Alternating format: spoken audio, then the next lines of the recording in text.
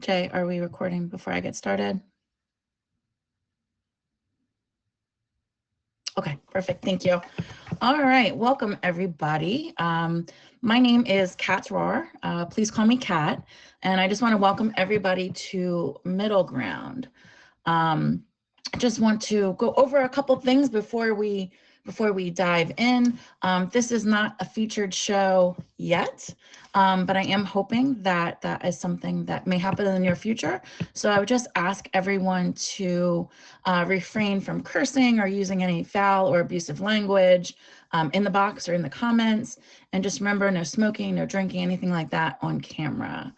I want to thank everybody from the jump for any gifts and for your thoughtful comments. If I don't acknowledge them, I apologize. Just trying to focus on the show and keep everything moving, so it's hard to do both of those things. So I want to thank everybody in advance, and of course, thank you all for being here. The topic of today's show is food political? And that may be something that some of you just aren't sure, or I'm hoping that through today's discussion it might just give you a different way of thinking about how food may or may not be political. Thank you, Kitty. I want to start off with the first segment before I introduce my guests, and the first segment is called "The Facts Are the Facts." So let's talk a little bit about how food may be political or not political. To start, government does shape the way or what we eat. That's not a new concept. Over 50% of American calories come from federally subsidized foods like corn, soy, wheat, that are often used in processed foods. Diets high in these subsidized foods are linked to 37% greater obesity risk, increased inflammation, cholesterol, and belly fat. So at the end of the day, if the government makes unhealthy food cheaper, is that political influence? And again, these are just some food for thought, no pun intended. Food access could be equal to policy decisions. In 2023, 47.4 million Americans lived in food insecure households, including 14 million children. About 12.8% of US households are food insecure. That means millions don't have consistent food access to food, which is often tied to income and policy. You may or may not have heard the word food deserts, and food deserts show inequality. Food deserts, by definition, are low-income areas with limited access to grocery stores, and they're often filled, those areas, with fast food options. The US government created programs like the Healthy Food Financing Initiative, investing over $220 million to fix this issue.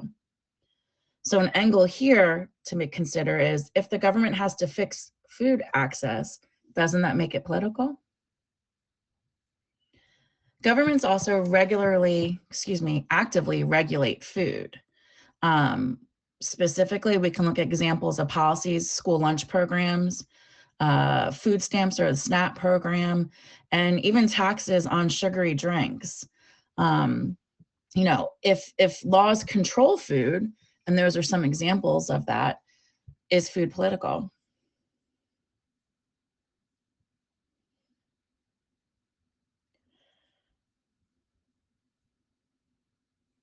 Sorry. With no further ado, I would ask my guests to go ahead and request the box so we can do some brief introductions and then jump into it. Oops. I'm hitting the wrong buttons here altogether. Oh, hello. All right, Sean, thank you for the cherries. Look at this lady. Yeah, I had to send my EBT first.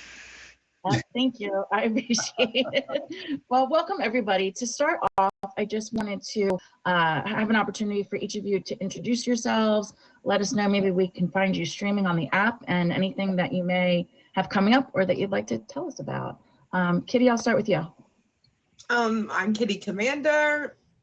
I have a featured pet show on Monday nights. Cat's Roar is my special pet correspondent. And that's what I have going on right now. I have a fives battle I'm in sometime, I think in May or something. You know, other than that, we're looking at doing a rumble strutting challenge where we rumble strut. Sounds good. I'm down. I'm down. I'm down. Kitty, thank you for being here. A Cutie Pie, tell us about you.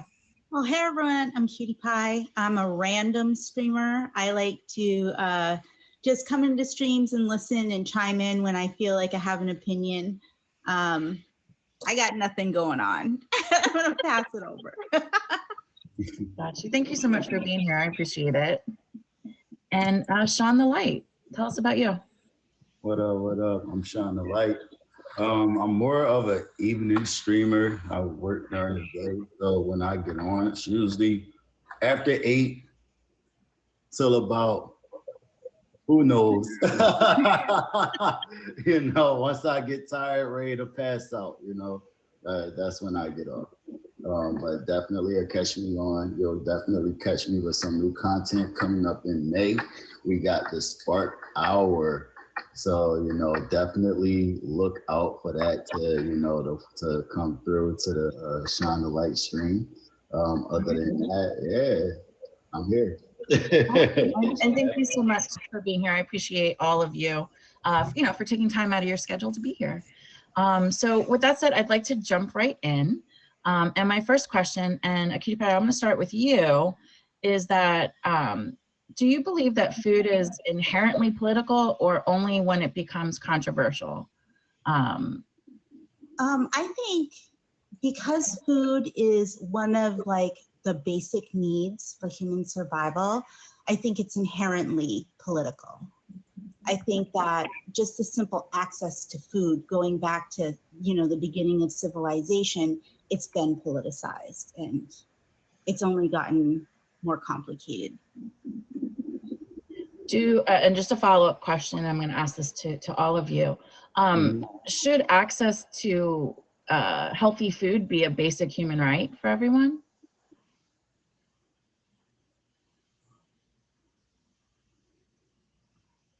I mean, I think it should be, but the reality is that it's not. Okay. It's often viewed as a privilege, and sometimes it's an unseen privilege. I can give an example if you want. Sure, sure. So I work for a program in which I, you know, help young adults with disabilities get employment. And I offer a cooking club once a month. And I try to show them really accessible recipes that they can do that doesn't require a lot of sharp knives or hot cooking oil and things like that. And they have no idea how privileged they are to have access to the food that they have. You know, they mock things from other countries, you know, everything's ew. And it really is sad to me that, you know, even though there are so many millions of Americans who are food insecure, we still have access. And those who do have more access than others don't really see that as a privilege. And I think that that's really sad because it shows the disparity around the world around who has access to food, who doesn't, what people find edible, what people don't. Here in America, we have the choice to be vegan, raw, whatever, you know, like there are other people in the world who, even in our own country, who don't have that choice. And they are stuck eating those processed foods like you named, which are related to chronic heart disease and obesity. They even have connections with mental health issues like ADD and autism. Like the different foods that you eat really contribute to your whole biophysical, body. Sure. Absolutely. Absolutely. Thank you. Thank you. Kitty, same questions for you. Do you believe that food is political? And do you think that access to healthy food should be a basic human right? Yes, I believe food is very political. I think it's a form of soft diplomacy. By that, I mean power. And it has a historical context. Let's talk about colonialism, trade routes that were colonial trade routes from the beginning of America's history. It has links to slavery, of economic disparity, all comes back down to food supply, food crop, labor, who's supplying the labor for the food, which we know were either Native Americans, African slaves, and we know even the Irish were imported to do crop development through these systems, even at the beginning of food production. And then we go into industrial food. By that, I mean using machinery to produce more food. And we talk about labor rights and who has them. The same people who were immigrants now are also being exported out of the United States for being here to pick the foods that we grow here in America.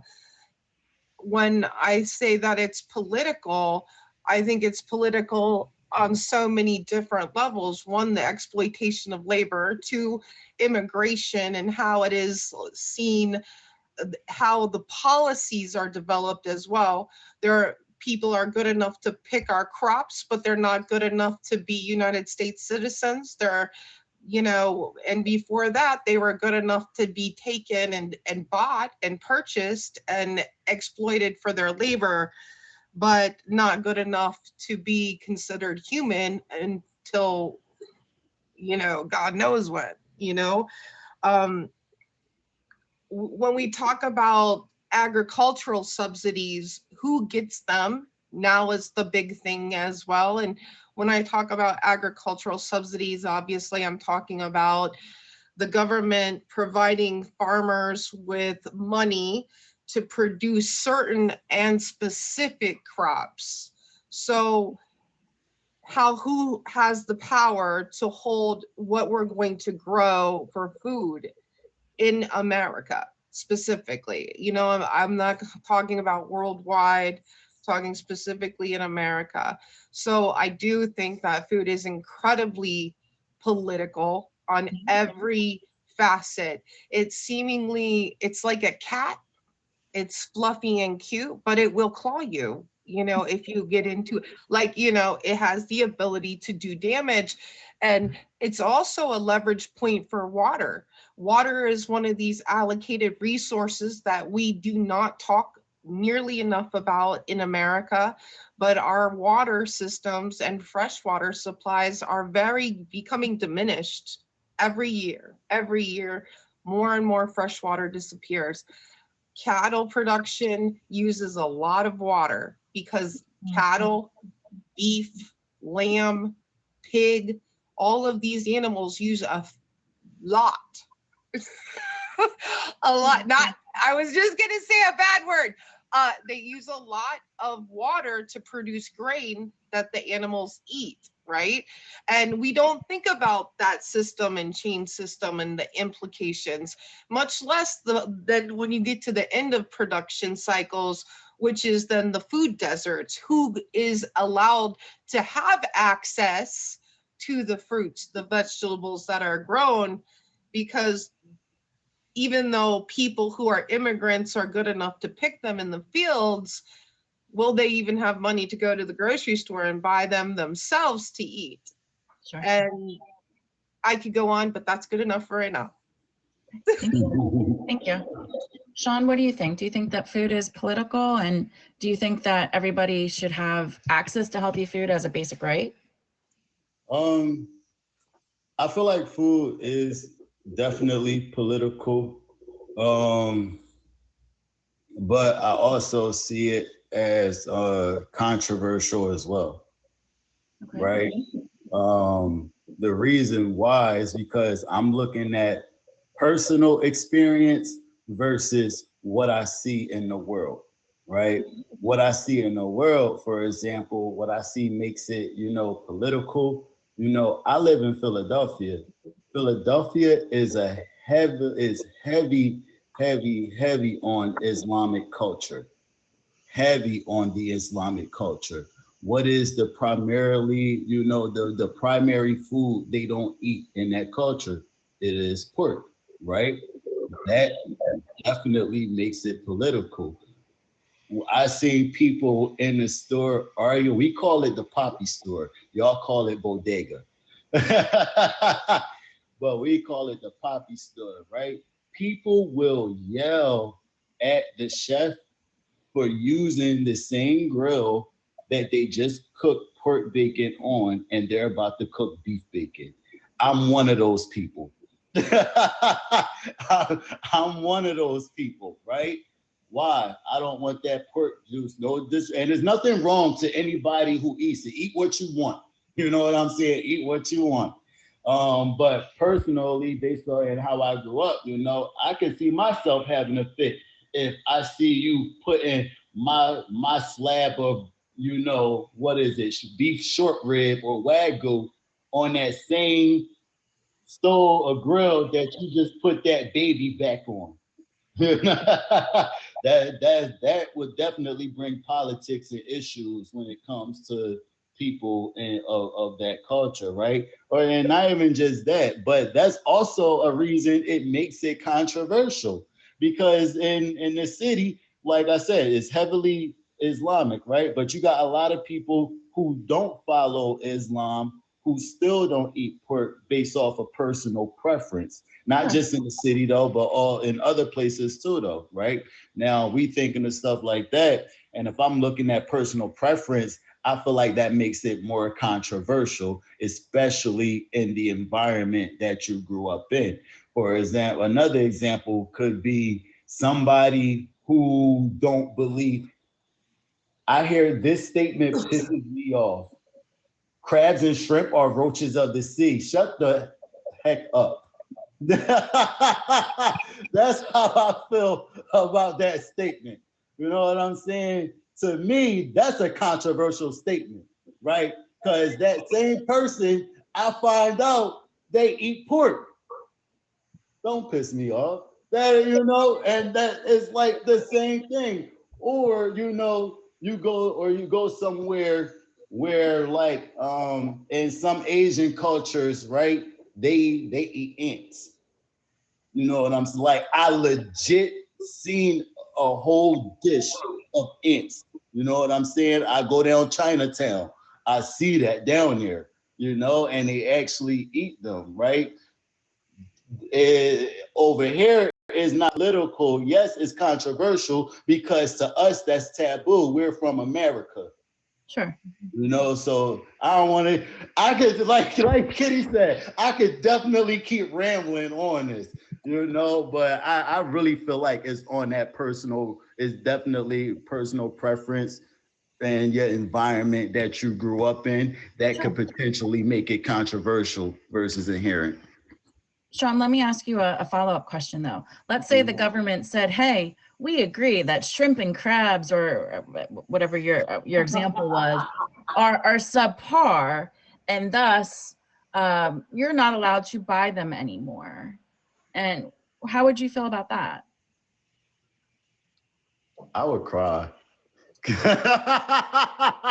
But do you think that would be fair if the government said, hey, it's in the best interest of Americans and for their health or for the industry, whatever it may be, that, you can no longer purchase shrimp. It's no longer accessible in the United States. Would that be an issue for you? It definitely would be an issue for me. Seafood is a major part of my diet. A major part. So do you think that if in fact, you know, that's something that the government came out with, when you went out to vote in November, is that something that you would take into consideration, that if the people that serve your community or your state had a firm belief one way or the other, and we use shrimp as the example, would that be a voting concern or issue for you? Yeah, because that's something that starts off little. That's something as, or even the government or people might say, yeah, that's just little. We ain't worried about no shrimp. But think about when, you know, you decide that you see that seafood boil online. You know what I'm saying? You see that surf and turf, and they decided to add some shrimp on the side. You know? Gotcha. Yeah, it would be, but just like in other places, you know, to go back to pork, pork is banned in over 30 countries. American pork, just like American salmon is banned in that amount, in about I would say over 30 countries. Interesting. So I would be upset for sure, because yeah, hell, oh, I'm sorry, language. Gotcha. Thank you, Sean. Kitty, I'm going to circle back to you. Would you agree or disagree that the government is responsible for regulating what people eat? Is it a responsibility they should have? And then maybe elaborate a little bit on how you feel about that. This is one of these questions, you know, that I'm like 50-50 into about what people should eat. Here's the thing. As somebody who grew up in a family where nutritional stuff was not really part of the conversation, right? Government regulation in regards to telling you cannot eat something, I don't agree with. However, I do think in high schools, in schools, in public education settings, that nutrition should be taught as part of a comprehensive part of the educational process for people. The reason why is because it's not an easy thing for parents who have had no previous context or understanding what is nutrition to then pass that on in any kind of way to their children. Now, the question would be, like Sean said, like, who gets to decide what is nutrition to somebody who might be Muslim, or somebody who is, you know, Buddhist, or somebody who's a vegan or whatever, right? So that would mean that it's going to have to look differently. I think that, you know, we have the food pyramid in America, right? Specifically, you know, we all seen it. It's a little triangle, right? Bad fats are at the top. And there are some people who would disagree that fats should be at the big part, right? There's some doctors that say this is controversial. You shouldn't be supplying, you know, this information out here.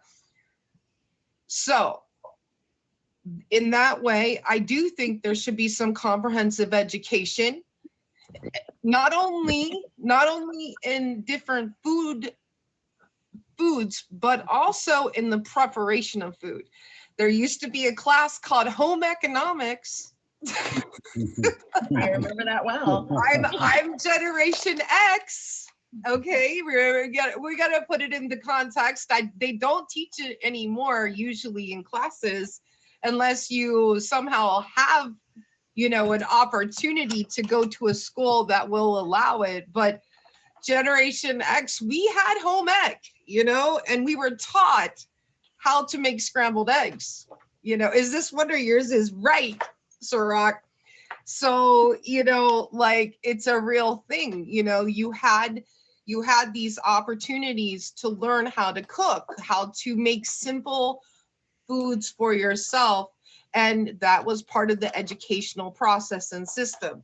Now, when we talk about something, let's fast forward a little bit in a different context, the actualization of the supplemental nutritional and assistance program, the SNAP program, which a lot of us call food stamps, or a lot of us call EBTs. I know we joke about the 5 gifts here being EBTs, right? But reality says is that 70% of the farm bill of the United States of America goes to the SNAP program. Mhm. And most of the people on this SNAP benefits are children in America. Most of them are children and women, okay? Okay. And now there's certain states that are saying, oh, you're on SNAP benefits. We are going to tell you, you can no longer buy candy or soda or anything of the sort that is going to make you quote unquote unhealthy, right? Do I agree with this? Absolutely not. Absolutely not. Now children can't have a candy bar because they're poor, Right. Or a birthday cake. or they can't have these items any longer because they don't deserve a Snickers. Like, I don't see a lot of parents who use these types of programs going around and just filling their carts up with soda and candy for their 3 kids, their 2 kids, So I would say that that answers the question. Go on, Ben. And what's funny about you mentioned home economics class, and I can remember vividly learning about the food pyramid, and but I also remember the foods that we cooked in those classes, and just one, and then I'll get back on topic, was literally cutting a hot dog open and putting some bacon in it and put it in the oven. Hey, yo. So I'm not really sure how that qualified as I don't know, kind of health education in any sense, but I can clearly just remember cutting a hot dog in half, putting bacon in it. But that was somewhere on the food pyramid for sure. But back to the topic. A cutie pie, how about you? Do you think that the government is responsible, should be responsible for regulating what people eat? I think that people should always have free will and choice. However, I think that the fallacy in life is we don't have complete free will and choice, because there are a lot of things that are predetermined. And one of those things that are predetermined is our access to food. I do think that the government should regulate what's put in our food.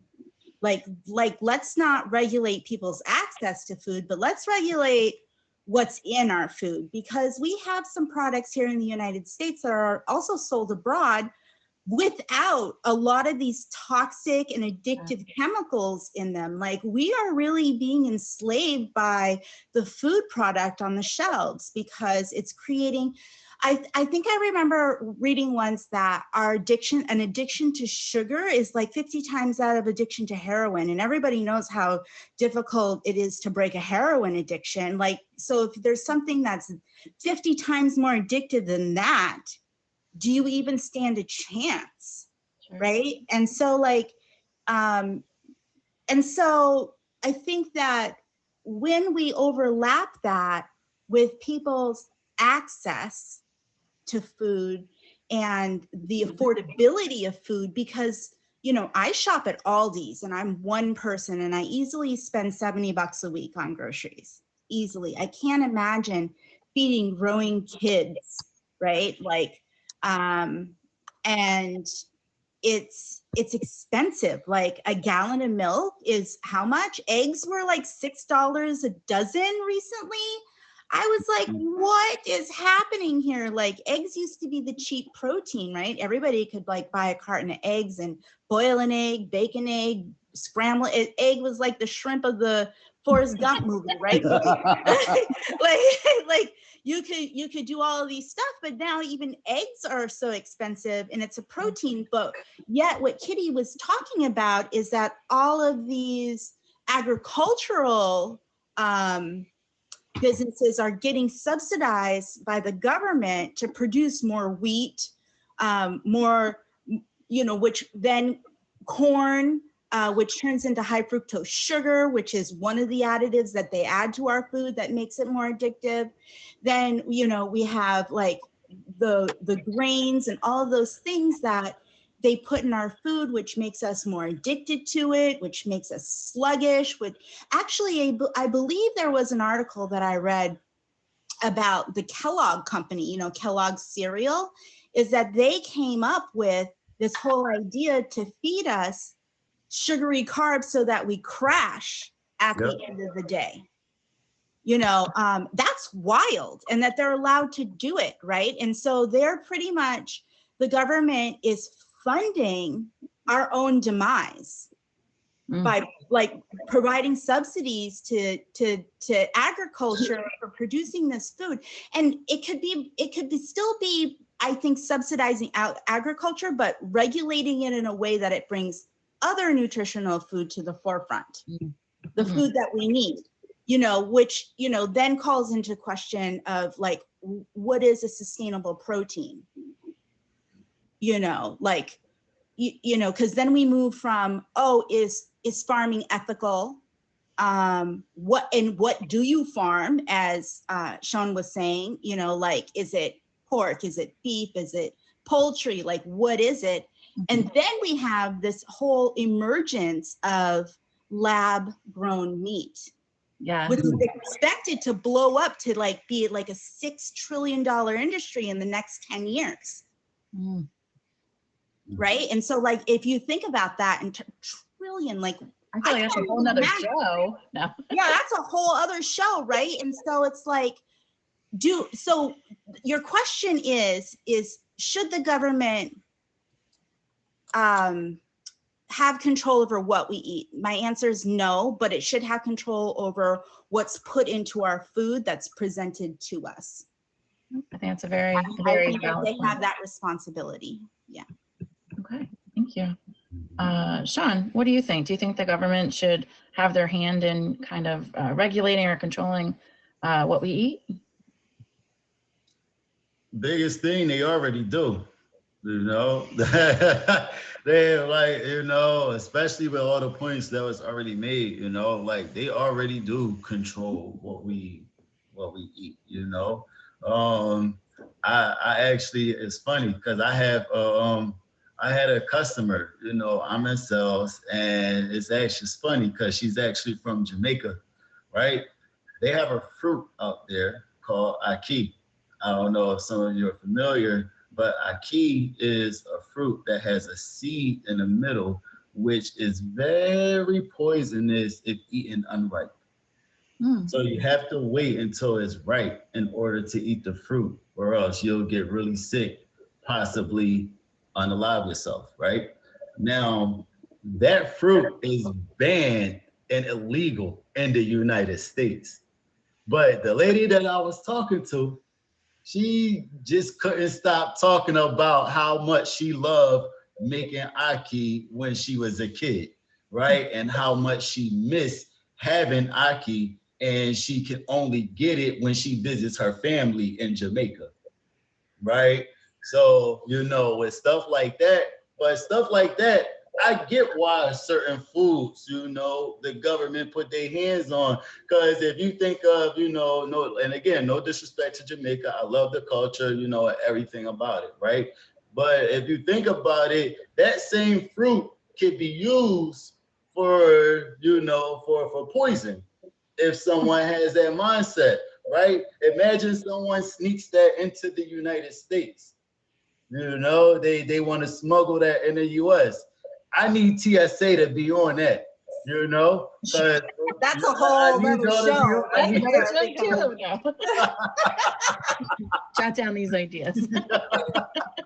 But for real, I need TSA to be on that, right? Because the wrong person prepare it, the same as puffer, puffer fish. I forget the actual Japanese name for it. But if you cut puffer fish wrong, right, you gotta have 5 licenses just to be able to prepare that meal, That's very political to me, right? That's very government-based to me, right? On top of that, you know, when it comes to just, you know, the safety of us, you know, out here and what we eat and all that, the government is like to tell us what we can eat is like, you know, I don't like being told what I can and cannot eat, but I would hope if I'm being told what I cannot eat, you know what I'm saying? I would hope it would be for my best interest, you know, if that's going to be the case. Sure. So I say, yeah, the government should definitely be involved in, you know, what we eat. They shouldn't be in control of it completely, you know, because at the end of the day, if somebody wants to eat, you know, eat a puffer fish, by any means, go let them do it, you know. I just feel like you shouldn't tell people what they can and can't eat. But just like Cutie Pie said, they for 1000% need to regulate what's going in it for sure. Okay. And Sean, let me ask you this. I'm going to start with you, kind of diving down a little bit deeper. Let's talk about schools. You know, I think Kitty, you may have touched on it in Cutie Pie, but when we're looking at school lunches and things of that nature, do you think that schools should be allowed to control what students eat?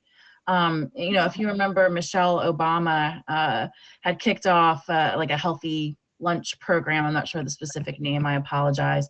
And there was a lot of backlash. Of course, there was a lot of support, but there was also a lot of backlash in what she was trying to do. And, you know, I remember, you know, you see kids almost, you know, picketing outside because they were taking away their soda and their candy bars, you know, that they could normally just access in a vending machine, you know, in the cafeteria. Do you think that the government should have some say on what schools are providing children to eat? Or do you think it's more about providing guidelines and it should be the schools, you know, and perhaps the parents' job to sort that out? What are your thoughts on that? So 100%, right? 100%. The government should be involved, especially with the schools. I got a few reasons, right? Because first we talk about, you know, they never know what people are allergic to, right? I know this girl who blew up every week when we had Orange Day.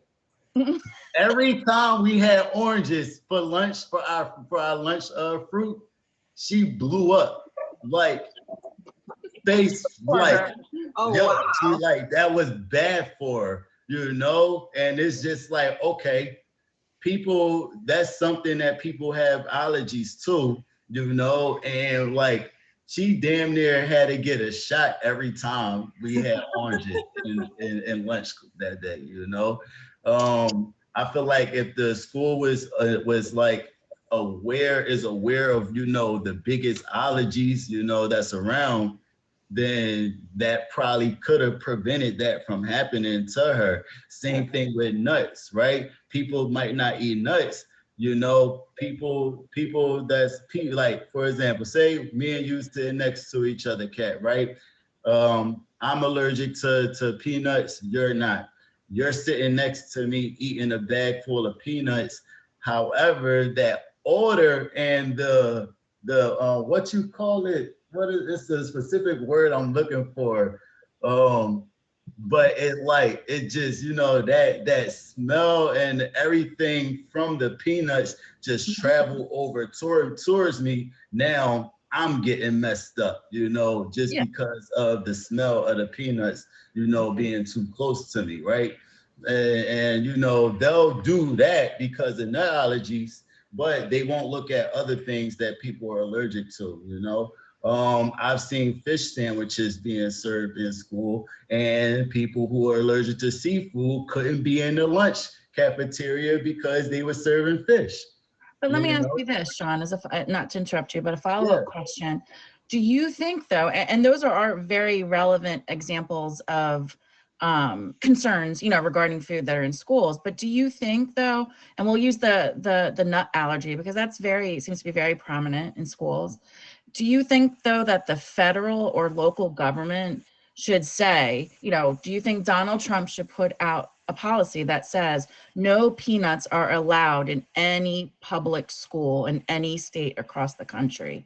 Or do you think that the schools themselves, the school leadership, perhaps the Board of Education, and again, there's that political undertone there, but families, parents, do you think that they should be able to make those determinations for their schools and their children versus the government coming down saying, absolutely not? I think it should definitely be the parents, for sure the parents, but the government as well, right? I feel like you need the government to set the law, but we need parents, to hold accountability. Okay. You get what I'm saying? That's where I feel like if your kid allergic to nuts and that type shit, right? And if you know that the school has, days where they serve nuts and stuff like that, for example, your child or your school should be the school for one should be notified of all allergies in the first place. That I feel like that's the first thing when you enroll your child in school. You have to make them aware of allergies and all that, Yeah, right? of course. And then I almost had a mouth. But that's my point though. Okay. A cutie pie, what are your thoughts? What was the question again? So the question was, do you think that essentially should the government be able to, control what children eat at school? Or is it something that should be managed more so at a school level or, PTA, Board of Education kind of level? What are your thoughts there? So currently, I believe that most schools are funded by property taxes of the city or town that you live in. And so that's really, at the municipal level. And I think that if the federal government was going to subsidize the food fully for every student, then yes, then they could regulate it. However, they don't.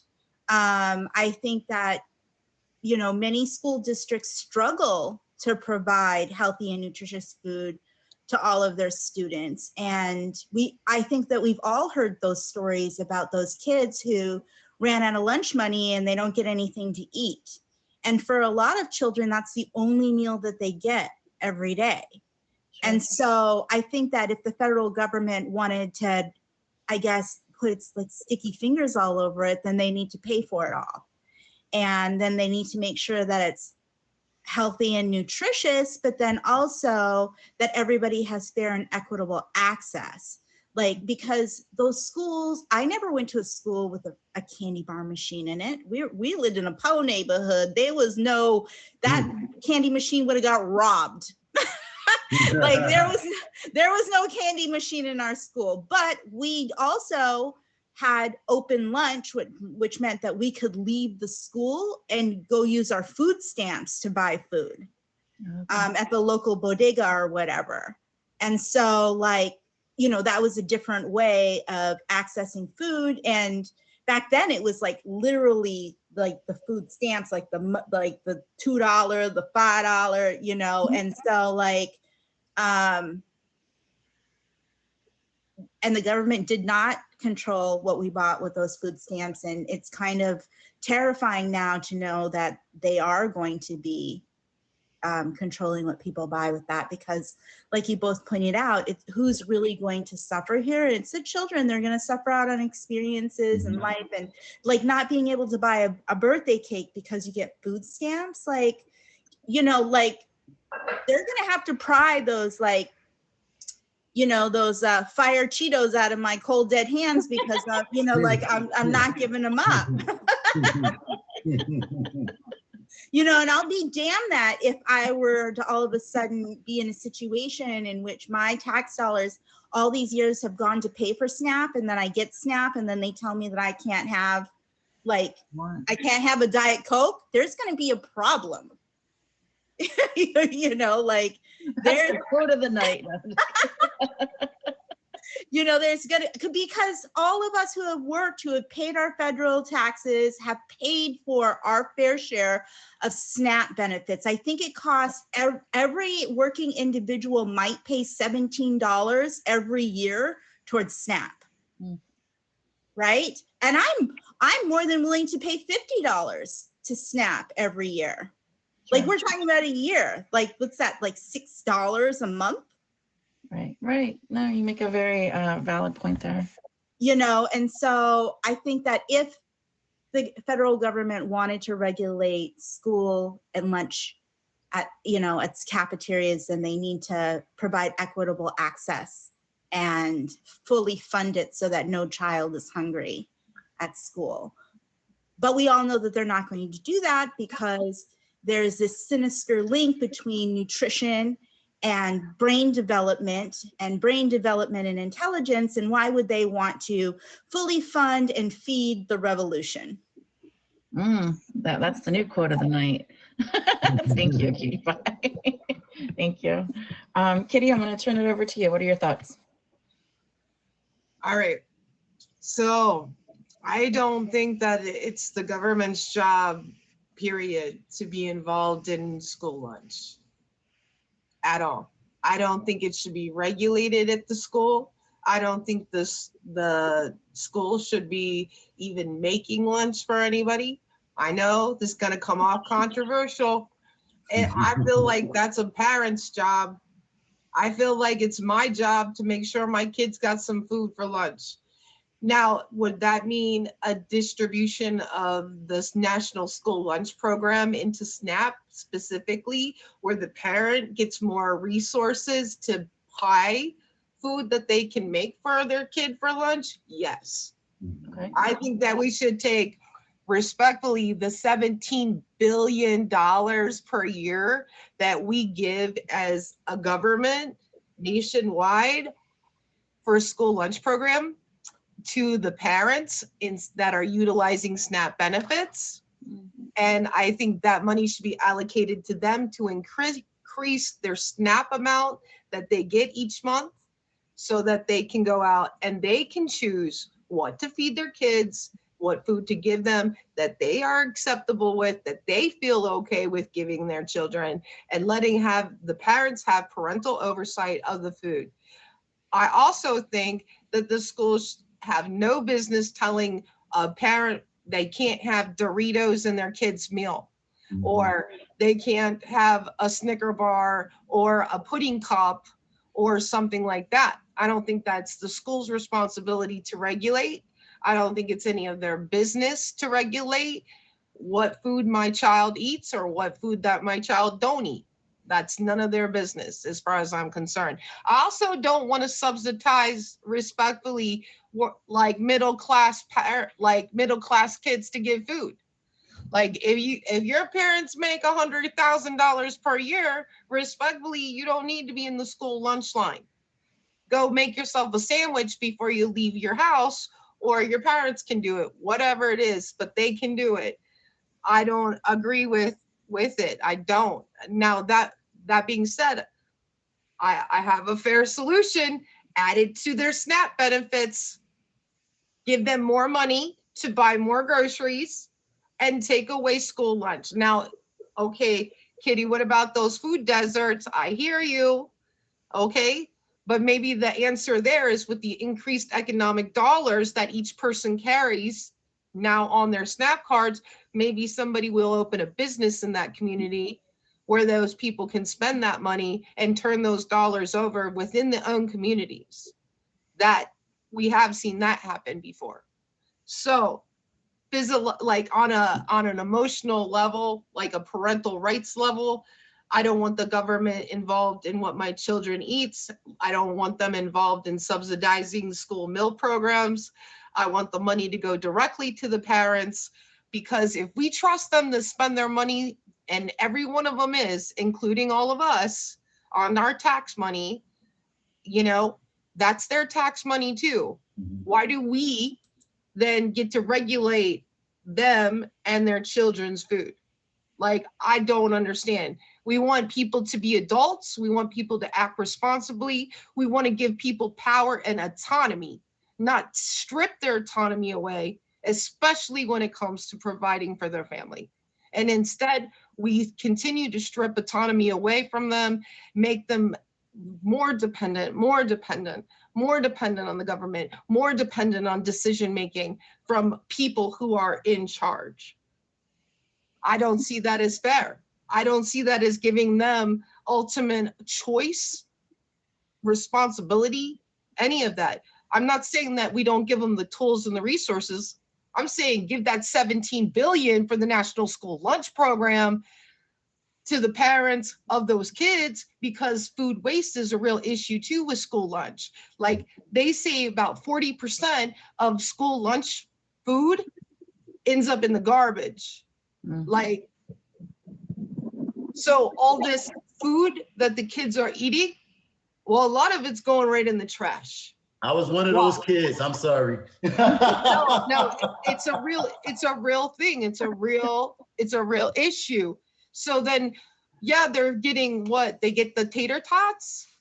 Right. Well, the parents could have provided the tater tots at home, plus the additional dollars they spent on this meat, whatever it is, and provided them a turkey sandwich or something something that they would eat, well, a snackable or a lunchable. I don't know, but I think that's an issue. I think it's something about personal responsibility and individual autonomy in your parental rights.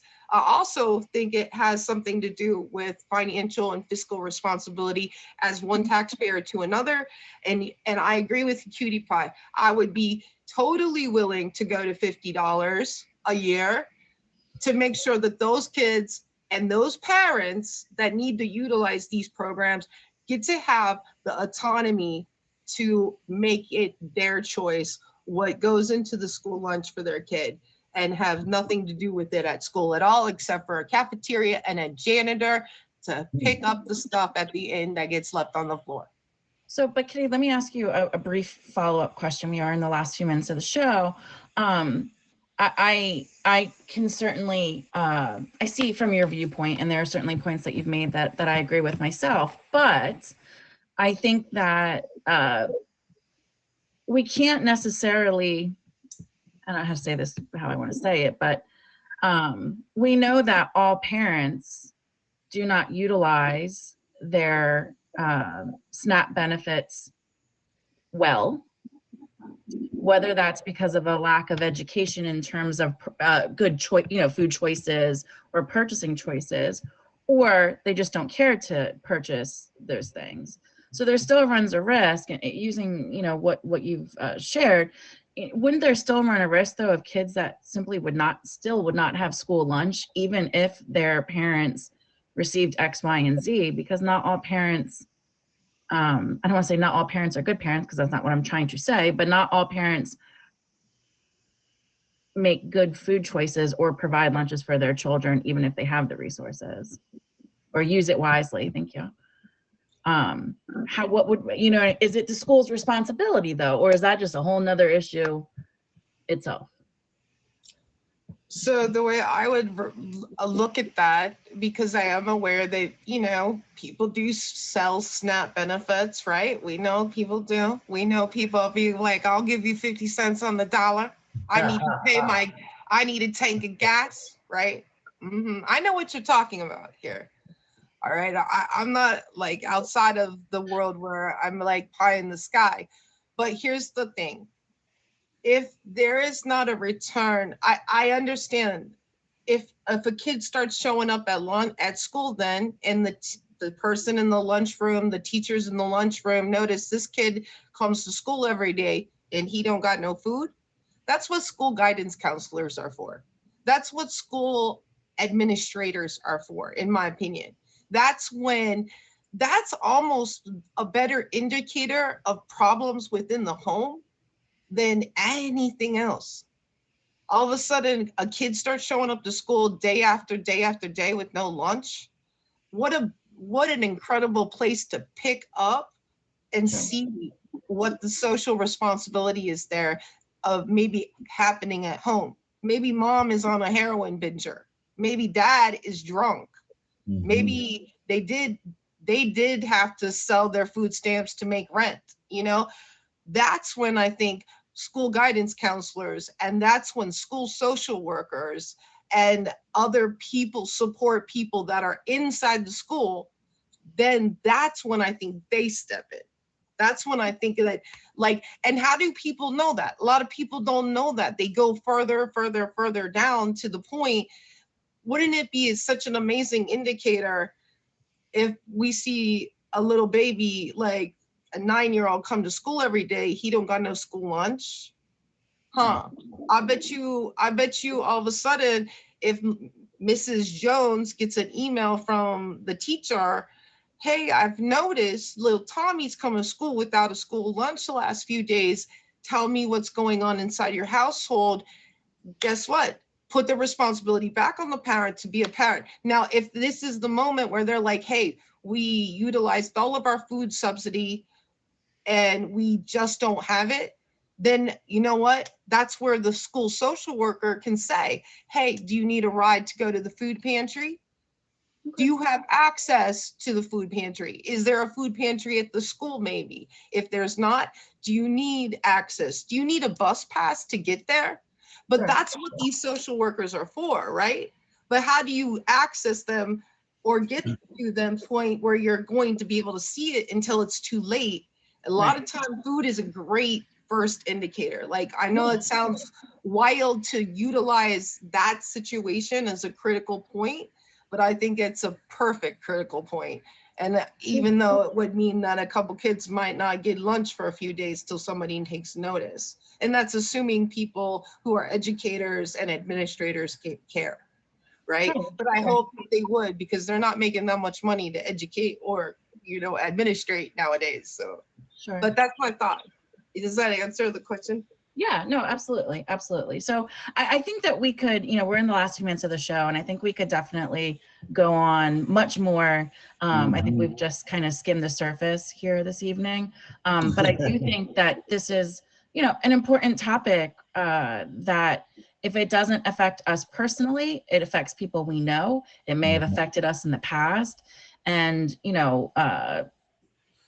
I always say, and this is just my personal thing, like, we have to care about what's going on, even if it doesn't affect us.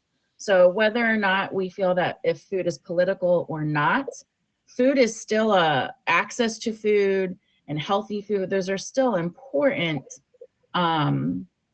things to bring to the table, to talk about, and to try to put action to. And in the world that we live in, sorry for the eyeballs, in the world that we live in, unfortunately, a lot of it is driven by politics and politicians and legislation. So whether or not we want to say that food is political or not, the change that maybe needs to be put into place, it is somewhat politically driven.